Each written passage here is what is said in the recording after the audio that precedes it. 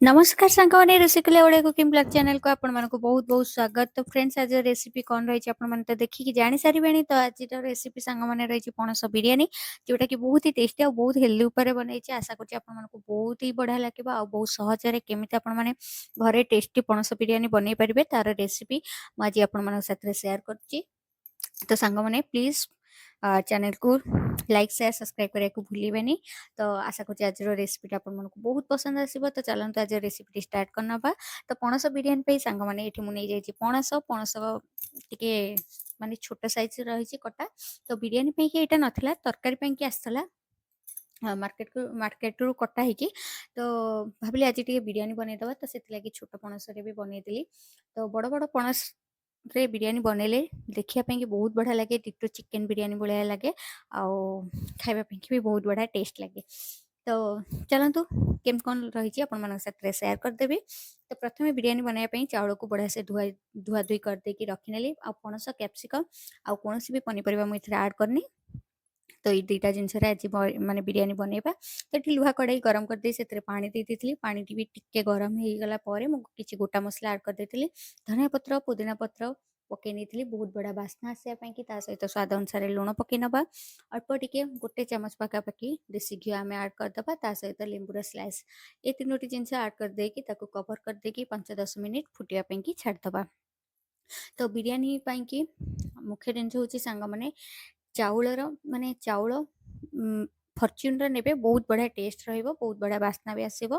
ताहा सहित बिरियानी चाउल को आपण माने टिके टिके चेक करथुए जदि भांगी जिवो खाइबा पई कि भी भल लागिबानी कि देखिया पई कि भी सुंदर लागिबानी। तो ताकू आखि आगे रखिकी नाही बिरियानी बनईली।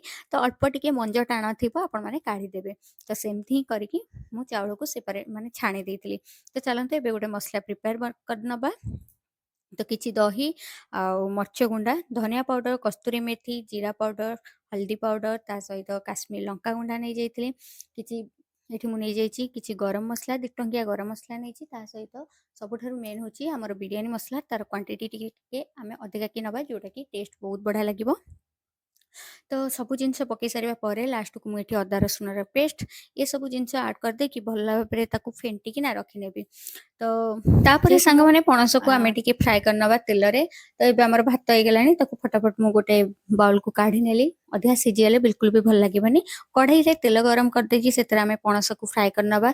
तेलर क्वांटिटी सांग माने अधिका केथि कि रखिछि पणस फ्राई करबी ता सहित पियाज को भी फ्राई करबी सेतिलागी तेलर क्वांटिटी अधिका कि अछि। सब जिनस फ्राई कर सारा पर मु तेल को काढ़ी नेबी कहीं जेहेतु मु घरे बनाए सब कम कम तेल ही सब जिनस बनाए आ बहुत हेल्दी उपाय ही बनाए। तो देखी पारे तेल गुराक सब गुराक सेपरेट कर देती खाली कढ़ई एमती पियाज टाक फ्राए करी किसी पियाज फ्राए मु अलग रखी जोटा कि मु बिरियानी दम देला बेले यूज करी। तो एबे कौन करबे ना कढ़ई गरम कर दे सेतरे टिके देसी घी ऐड करदबा किसी गोटा मसला पकई नबा। नेक्स्ट आम ए ऐड करदबा टमाटो कंचा लंका। तो टमाटो कंचा लंका टिके सॉफ्ट हो गला आम ऐड करदबा पणस मसला को। तो पणस मसला को भल सांग माने आम कषीदबा जेहेतु कंचा मसला सब यूज होता जेहेतु दही भी पड़ता सब जिन बढ़िया भागे कषीदे लुण पकई देती बहुत बढ़िया बास्ना आसो और बहुत बढ़िया टेस्ट आसो। एबे आम ऐड करदबा किसी कैप्सिकम कैप्सिकम को सांग माने ए स्टेज आम भल भाव कषि नवा। तो ये आमर कषा पूरा रेडी हो गलानी बहुत बढ़िया बास्ना आसूचे। तो लगुच आज पणस बिरियानी बहुत ही टेस्टी बनिबो। तो एबे कौन करबा ना चुली रे दम दबा। चुली रे दम दबा पई कि हांडी गरम करी सेतरे टिके घी ऐड कर देतिली ता सहित एटी मो माने पणस मसला को कषा मसला को पकई देतिली अल्प टिके बिरियानी चाउलर जोटा पानी रखी आम फुटेकी ना से पानी ऐड करबा। एबे चाउल पकई नबा ता ऊपर आम पियाज फ्राए को देदबा धनिया पत्र पुदीना पत्र लेंबू स्लाइस किसी फूड कलर ऐड कर देछि।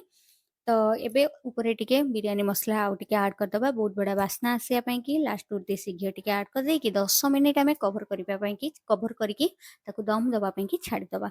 तो 10 मिनिट पर ताकू चेक करबा ता भीतर आम टिके रायता बनै दबा दही काकुड़ी पियाज कंचा लंका धनिया पत्र पुदीना पत्र बीट लुण किसी अल्प टिके पानी दे कि सब जिनस मिक्स कर दे कि गोटे बढ़िया रायताटे बनै दबा आम एठी बिरियानी पई कि सांग माने हमर रायता प्रस्तुत हो गलानी। चलंतु देखिबा बिरियानी के माने केते दूर हो गलानी।